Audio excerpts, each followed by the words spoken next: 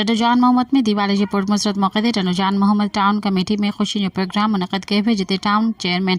काजी नूर मोहम्मद सांद ऐं vice chairman Shahzad Hussain Arain TO Aftab Sheikh Qazi Rahim Bakhsh Sand Qazi Raza Mohammad Sand पारां cake काटे हुए तकरीब में टाउन कमेटी के अमले समेत हिंदू बरादरी के मोअज़्ज़िज़िन ऐं गुजराती बिरादरी के माण्हुनि वॾे अंग में शिरकत कई। इन मौके ते चेयरमैन काजी नूर मोहम्मद सांद ॻाल्हाईंदे चयो त दिवाली रोशनी प्यार ऐं भाईचारे जो पैगाम ॾींदड़ त्योहार आहे जेको गॾियल एहतराम ऐं अमन जे वाधारे लाइ अहमियत रखे थो।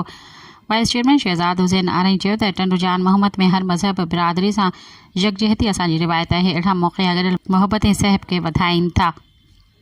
जंहिंसां हिंदू बिरादरी में ख़ुशी ऐं भरोसो वधियो आहे। Town committee counsellor Daulat Ram media सां ॻाल्हाईंदे चयो त अॻु कॾहिं बि दिवाली जहिड़ा प्रोग्राम टाउन कमेटी सतह ते न थिया हुआ, पर जॾहिं खां चेयरमैन काज़ी नूर मोहम्मद सांद क़यादत संभाली आहे तॾहिं खां हर त्योहार ऐं मज़हबी मौक़ो गॾिजी मल्हायो वञे थो